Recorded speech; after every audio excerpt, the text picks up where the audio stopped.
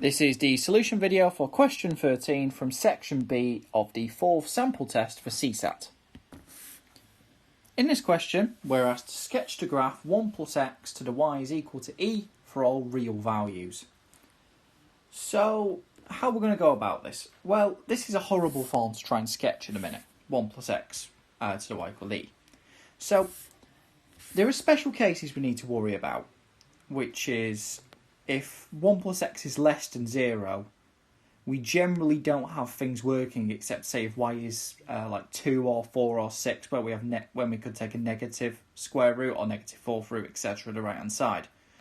But other than that, for 1 plus x greater than 0, or equivalently x greater than minus 1, we can rearrange this by taking natural log of both sides.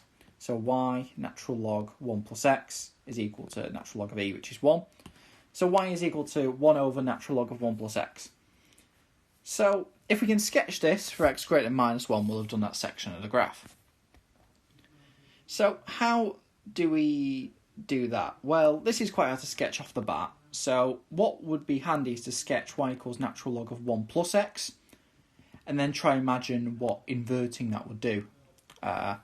So we've got this graph here, and we know y equals natural log of 1 plus x. Well, we know what the graph of y equals natural log of x is, and we just translate it 1 to the left. So instead of going through 1, 0, it goes through 0, 0, the origin, and we'll have an asymptote here at x equals minus 1.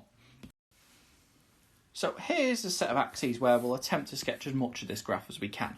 So firstly, we stop at minus 1, so we just need to sketch to minus 1 for this graph.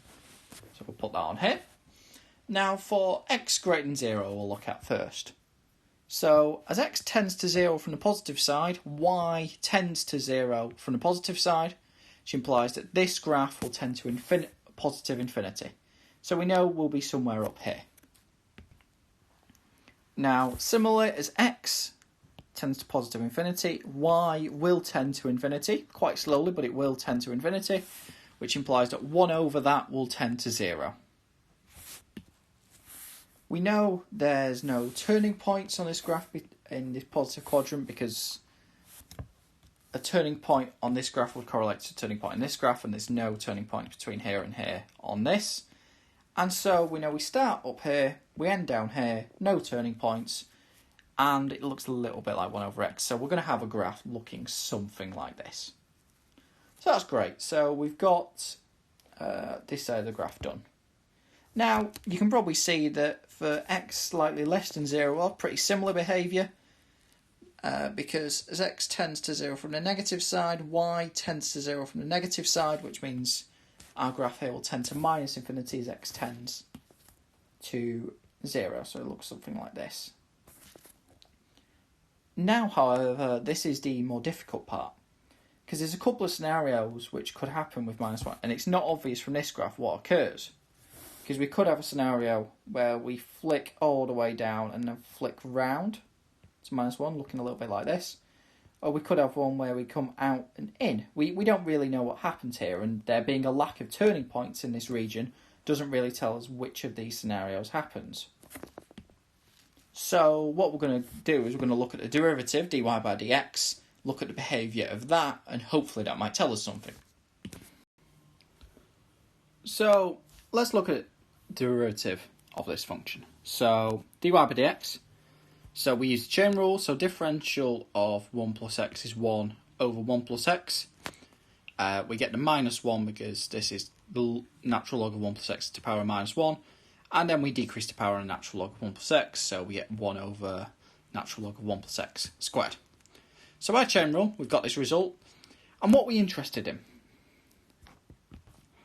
Well, we're interested in what happens to dy by dx as we get closer and closer to minus 1. So we're interested in this. The limit as x tends to minus 1.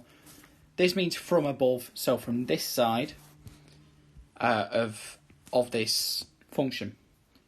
So we could try and work this out like this, and you might have already spotted what we think the limit will be. But the thing is, we're looking at the limit as x tends to minus 1, but every time we see an x, it comes with a plus 1. So we could instead just look at the limit as z tends to 0 from above here. So i.e. from this side of minus 1 over z, so replace the 1 plus x by z, natural log of z, replace 1 plus x by z, all squared. So there's a few ways you can justify this, but you've probably seen it in preparation for these exams, etc., that here the z function is much stronger than the natural log of z function, so it dominates the function as we get closer and closer to 0. So this behaves, so the behaviour of this as the limit tends to 0 is determined by minus 1 over z. And 1 over z as z tends to 0 tends to infinity, so minus 1 over z tends to minus infinity. So this result is minus infinity. So now we know that at x equals minus 1 our graph is close to vertical. What happens when x tends to minus 1 as in our normal y? Well, when x tends to minus 1, we get 1 over natural log of 0, which is 1 over infinity essentially, so 0. So we know it ends here and is almost vertical. So it must look something like this, as so. So now we've got our entire graph for minus 1 onwards. So we just need to think what happens for x less than minus 1. We also need to deal with x equal to minus 1 because our original condition for this function was x is greater than minus 1. And x is equal to minus 1, well, we've got 1 minus 1, so 0 to the y is equal to e. So no such y exists. So for x equals minus 1, we've got no point on the graph. And in more real terms, it means that this line never actually reaches minus 1, 0. So we mentioned earlier on that we have strange occurrences if this thing is less than 0. So 1 plus x being negative, so i.e. x less than minus 1, how could we still get points on this? Well, we could get points if y is some even number, because 1 plus x squared equal to e implies we have 1 plus x is root e or 1 plus x is minus root e.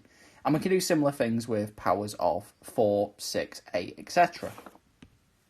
So we've got to look at the special cases, y is 2, 4, 6, 8 and onwards, and 1 plus x is less than 0. So let's look at all these together. So 1 plus x to the power of 2n, where n is any integer, is equal to e. So we're looking at 1 plus x is equal to minus e to the 1 over 2n. So we're taking this minus here, because if we took the positive root, we just get the corresponding point on this side, and we've already got that. It's not particularly exciting. So 1 plus x equals minus e to the 1 over 2n, so x is minus 1 minus e to the 1 over 2n. So we're wondering where that point is. Well, e to the 1 over 2n, so e is roughly 2.7, so most importantly it's greater than 1.